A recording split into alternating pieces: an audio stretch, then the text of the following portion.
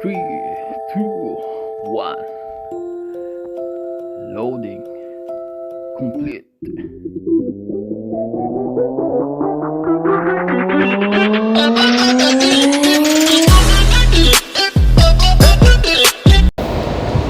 Yo, Jin Dobre mga Cubs, kamusta kayong lahat? Uwian na namin ngayon. So pauwi na tayo. Ngayon nga pala yung may bago kaming dating dito na Pilipino, mga isang linggo na rin siya, babae, galing siyang Qatar. So saan maabutan natin? Kasi nauna na siya umuwi, maabutan natin, tapos tanungin natin kung paano siya nakarating dito at anong agency niya kaya nakarating siya rito. Let's go.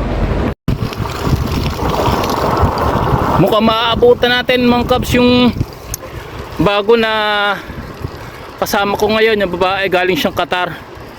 Bali, natanong ko na yung pangalan niya dati. Ngayon tatanungin ulit natin pati kung paano siya nakarating dito, kung anong agency siya. Tanungin natin mga Cubs. Nahabol natin siya mga Cubs, nandun siya sa likuran ko, titigilan natin pagkaan natin. Eto na mga Cubs, nahabol ko na. Eto na siya, si Aisa, Miss Aisa, galing siyang Qatar. So Aisa, ano yung masasabi mo sa trabaho na nadatna mo dito sa Poland? Okay naman. Anong nakakapagod ba o mahirap o hindi ka naman ba masyadong Mahirap. naiilang? Mahirap. Mahirap na ano? Mahirap na ewan. Paano ewan? Ano yung masabi mo pagka pinagkumpara mo yung sa okay. Pag Qatar or compare ko yung Qatar tsaka dito, sa Qatar kasi pwede kang mag-makos doon sa trabaho. Pero pag dito, trabaho talaga. Kasi nga, they're paying you per hour. In Middle East, they're paying you a month. So yun yung pagka. Kaya nga. Pero Kaya mas maganda pa rin dito kasi nga sa weather. ganun. Isa na yung weather. Tapos kaya paano naman sa benefits? Maganda din. Kasi nga, yung tax is refundable siya every year. Yeah. Ano yun na nga yung isa pa. Tapos sa health naman, Sa health naman is free. Kasi nga may insurance. wala na halos babayaran. Wala Lalo na sa nang babae. bayaran. Ay, yung halimbawa kamusta naman yung biyahe mo sa eroplano papunta rito? Nakakapagod kasi nga 6 hours. 6 hours. Oo. Tapos papunta dito, malayo din. Nag-stop over ka sa Wala akong stop. mula Qatar hanggang dito na, diretso na. Diretso na siya. Kasi nga naka-business class ako. Wow, social pala tong. Social pala tong. Naka-business class pa. Ang mahal din ng business class na ticket ah. Siyempre may jowa tayo. Yun lang. Sa mga gusto magpahagi, wala na kayo pag-asa. So, sa naman, sa pakikisama naman sa mga tao. Mababait ang mga tao dito. At saka,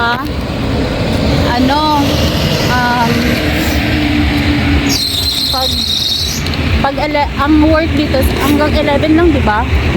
Oo, hindi katulad sa Middle East. Hanggang 3 o'clock, 4 o'clock, ganun. Pero dito talaga hanggang 11 lang.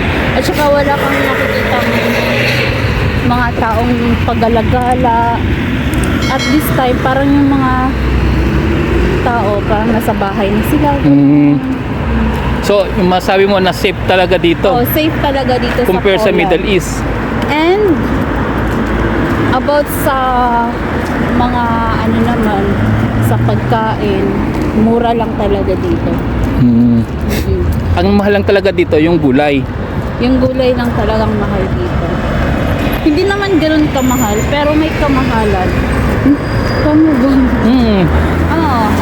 Compare sa Pero Middle East. Sa Middle East, nung unang dating ko doon, hindi naman ganun kamahal, pero parang nagmamahal na din siya.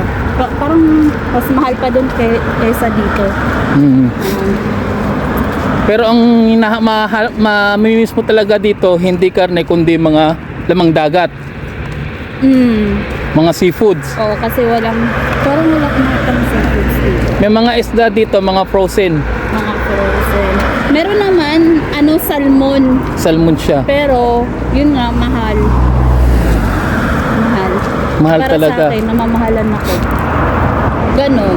Mahal talaga mga isda dito, pero ang pagdating sa mga karne, katulad ng baboy, Yun. manok, baka, Yun. mga mura lang. Pati Mga mura lang dito. mga pabo or turkey. Oo. Hindi ko na-try yung pabo. Tatry ko. Adobong pabo. Nga no, bibili nga ako ngayon. Eh, yung bahay naman, ano masabi mo sa accommodation? Okay naman, maganda. The password. Oo nga. Tapos, hindi kami free accommodation. Talagang nagbabayad dito, di ba? Oo. Naman dito. Mayroong Nagbabayad. accommodation na libre. Oh, pero syempre yung sahod din nila is less din. Kasi nga, libre na silang accommodation. Tsaka sa sahuran naman dito, yung iba nagsasabi na maliit lang yung sahod sa Poland. Actually, hindi naman kasi nga depende yun sa atin na trabaho mo. Tama. Like, pag nag-work ka ng 12 hours or 14, so syempre, malaki din yung sasahurin mo. So, kung nagtatrabaho ka lang ng 6 or laging 8 hours, so, maliit lang din. Pero, hindi naman ganun kaliit. Like, mga 65,000 or 70,000 Yan. sa Pinas, ganun. Tapos, na yan siya, malinis na yon. Malinis na siya. Malinis na yun, oo. Kung pagkukumpare mo yung sahod mo sa Qatar to sahod sa Poland, dito sa Poland, alin yung mas malaki na... Mas malaki pa din yung sahod ko dito kasi nga yung company ko sa Qatar is naman yun Ewan. Sa agency naman, ano yung baling agency na nakapagpaalis sa'yo papunta rito? Salamat sa kanila.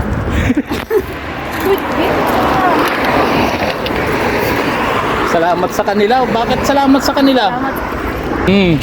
Dito, Automatic yan sila mag-stop yung mga sasakyan pag may tatawid. tapos doon tayo. Pasensya na mga kabs kasi hindi ko kabisado yung accommodation Sasama natin siya hanggang pauwi. Pero ako hindi ko alam yung bahay, yung bahay nila. Kaya hindi ko alam kung saan ang daan. Tinuturo lang sa akin. Maganda naman yung kasama mo sa bahay. Yung mga kasama ko sa bahay, mga Nepali. Nepali. Ako lang ang Filipino doon. Kasi nga, ililipat sana nila ako sa may mga Pilipino. Kaso lang, malayo. Oo. Ito, mas okay. Kasi nga, Convenience siya. Oo, malapit sa mga supermarket. Tapos, nalalakad ko lang din. From work to home. Home to work. Ganun. 35 minutes. Tapos yung bahay at saka sa supermarket, 1 minute lang ata or 2 minutes ganun. Walking distance lang. Sa bilihin naman, mura naman talaga. Mura lang. May Bidronka, may Lidl or Rossmann, Action. Pasensya na mga kabs kasi medyo madilim, hindi masyadong makita, wala masyadong street light. Merong street light pero nasa kalsada talaga. Hindi natin makita yung kagandahan ni Aiza. Tumatawa po yung sa Aiza. Ayaw po mic na maganda siya. Maganda. Sa ano nga ba to? Pupunta akong Lidl. Lidl ngayon. Yan, Kabs. Kabs, Kabayan. Subong Kabayan. Kabs. Tinawag ko lang na cabs para maging short yung kabayan. Napakahaba kasi pagkakabayan. Parang medyo ang hirap, hindi naman mahirap bigkasin, pero parang hindi siya bagay sabihin na lalo sa mga marami na rin gumagamit. So para maging unique, cabs na lang. So ano mapapayo mo sa ating mga manonood dyan So, na gusto mag-apply rin dito sa Poland? click and subscribe. Hindi, yung masasabi mo, mapapayo mo sa ang gusto rin mag-apply dito sa Poland. Ang mapapayo ko lang is dapat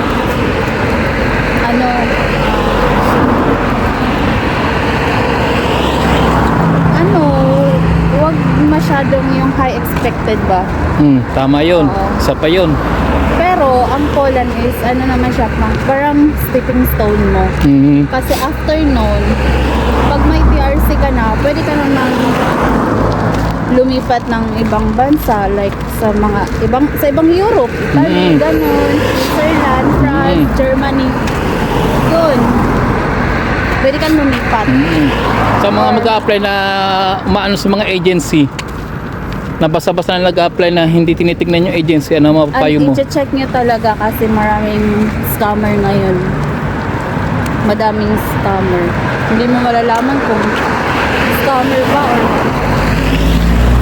ewan.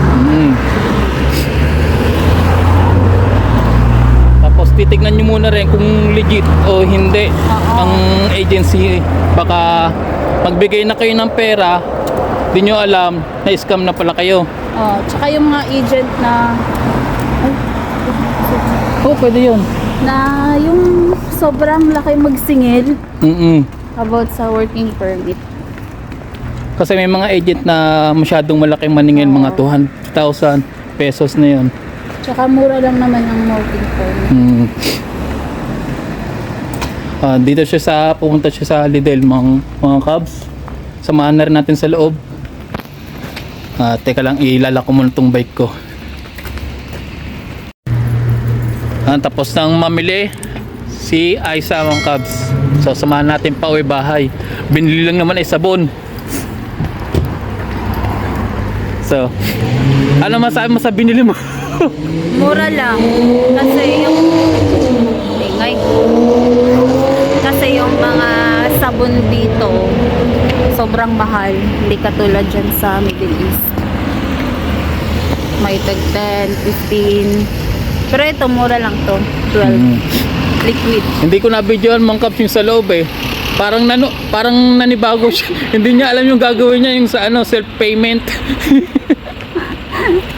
First time. First timer. Hindi ko na-videoan, mga cabs, sayang. Sayang. Hindi nyo nakita. Pero okay lang, para hindi makakaano rin. Lapit na yung bahay na dito, mga cabs. Konti na lang.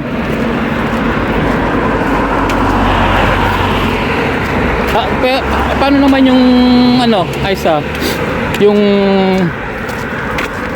pagbiyahe-biyahe mo sa mga, may pupuntahan ka, pag gagala ka o aalis ng bahay, pagsakay mo ng mga transportation, public. Tram or bus. Ano masabi mo? Maganda bang maganda. Kasi bibili ka ng ticket tapos parang igaganon mo lang siya. Parang itatap. Kasi nga hindi naman sila tumatanggap ng cash.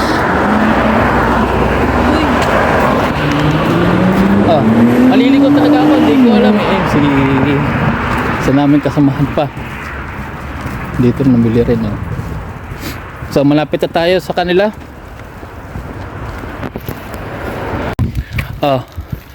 Andito na tayo, mga cabs. Andito na sa bahay. So hayaan natin magpahinga ang ating Disney princess. So magbabay ka na. So ito yung bahay namin na may Password. Siyempre, hindi ko nalalagay yung password. No? Madilim niya. Babay ka na. Okay, bye guys. Sige pa. Click and subscribe. So mga cabs, hanggang dito na lang ulit at babay na muna sa inyo. Good luck na sa lahat ng nag-a-apply din. Maraming salamat. God bless.